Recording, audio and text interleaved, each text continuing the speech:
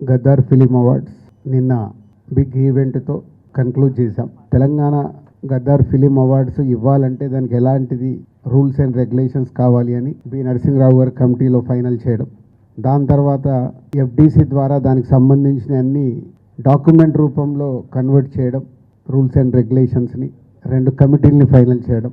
వాళ్ళందరూ ఎంతో కష్టపడి, వాళ్ళు కష్టమంటే ఒక్కొక్క సినిమాని సెలెక్ట్ చేయాలి, ఎందుకు సెలెక్ట్ చేస్తున్నారనేది కమిటీ అంత జాగ్రత్తగా ఇంత పెద్ద సక్సెస్ అయినందుకు ఈవెంట్ చాలా చాలా చాలా హ్యాపీగా ఉంది. సో స్పెషల్గా సినిమాటోగ్రఫీ మినిస్టర్ కోమటిరెడ్డి వెంకటరెడ్డి గారికి, అలాగే డిప్యూటీ సీఎం బట్టి విక్రమార్ గారికి special thanks, CM Revanth Reddy గారికి స్పెషల్ థ్యాంక్స్. ఏ స్టేట్ అన్న కానీ ఫ్యూచర్లో ఇప్పుడు ఆంధ్రప్రదేశ్లో కూడా అవార్డ్స్ స్టార్ట్ అవుతాయి.